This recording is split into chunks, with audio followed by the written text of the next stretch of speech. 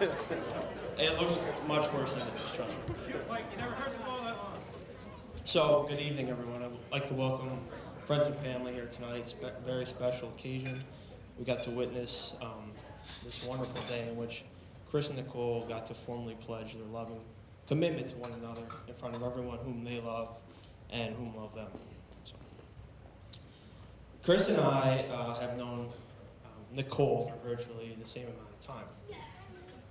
And as much of the delegation in the table in the far back corner.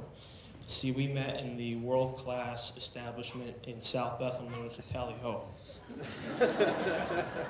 Chris and I refer to this night as the rum and coke night, or the night that Chris fell in love with Nicole. So, one of the things that I love about Chris is that he always seems to bring out the best in people, and in particular me. And on this night, I remember Chris, I just remember feeling the anxiety and the pressure radiating from him because this really intelligent, beautiful woman was coming to meet him, right? And so we spent all this time like getting to know each other, Chris and I, and as his best man, I felt, I needed to come through. So,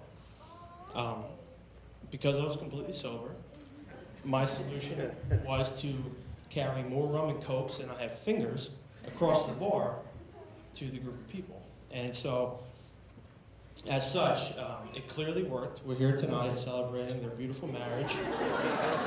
And you can all thank them. So, all joking aside, I firmly believe that a relationship should make two individuals stronger than they would be standing alone.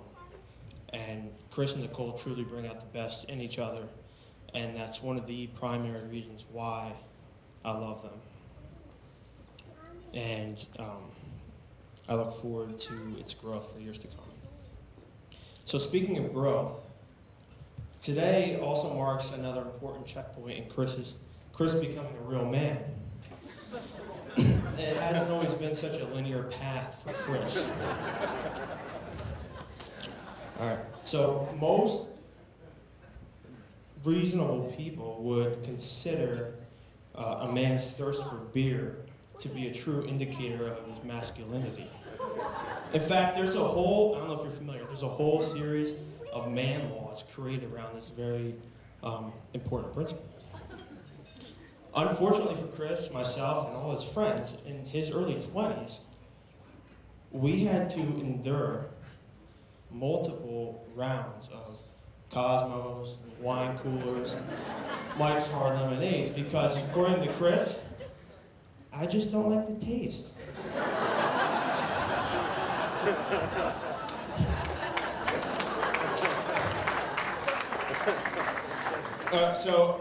I'm happy to report, though, that today Chris does enjoy a solid beer. I'll bet with fruit in it, as his favorite beer is the Bud Light Lime. So hopefully, maybe you'll drink this one without the fruit.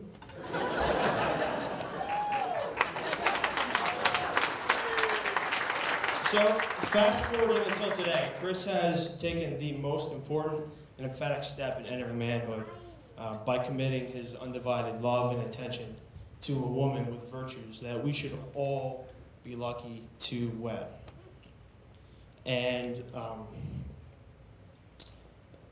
unfortunately, though, Chris has not broken stride in this cyclical path towards manhood. I'm sorry, Chris.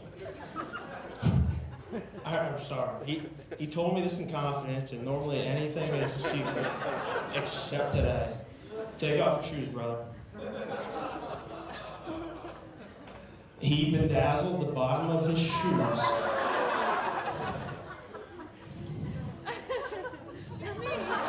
And it says, "We do."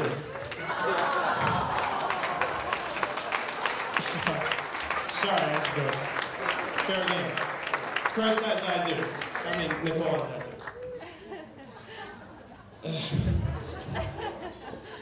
Which also shows how much he loves her, which is great. So a very successful man once said that it's very difficult to gain a sense of life moving forward. And the best you can do is to make decisions about the things you truly value and love as you move forward. And it's very easy, essentially it's very easy to connect the dots looking backwards. Life is circular. Okay, and so Chris and I didn't always share the same taste in music. And one day, over a decade ago, I picked Chris up to play basketball as usual. And he got in my car, and he said, "What is this shit?" I said, "Oh, it's Donovan Frankenreiter, you'll love it." True story. As a good friend, he listened to it, and he endured the Donovan Frankenreiter. And as you all witnessed or don't already know, or if you don't have internet, Chris proposed to Nicole, obviously on stage at a Donovan Frankenreiter concert. So what I'm trying to say is that Chris and Nicole are meant to be together. Another very intelligent person called Albert Einstein once said that if you can't explain it to a 6-year-old, then you don't understand it yourself. Okay, and I think all of you would agree that there isn't a 6-year-old in this room that any of us couldn't explain how much they love each other. It's unique and it's beautiful. It's very apparent. Chris is my brother. I've always considered him my brother. I love both of you. And I thank you for making my brother so happy. Okay? Tonight, I get another sister. I wish both of you a long and blessed life. Salute.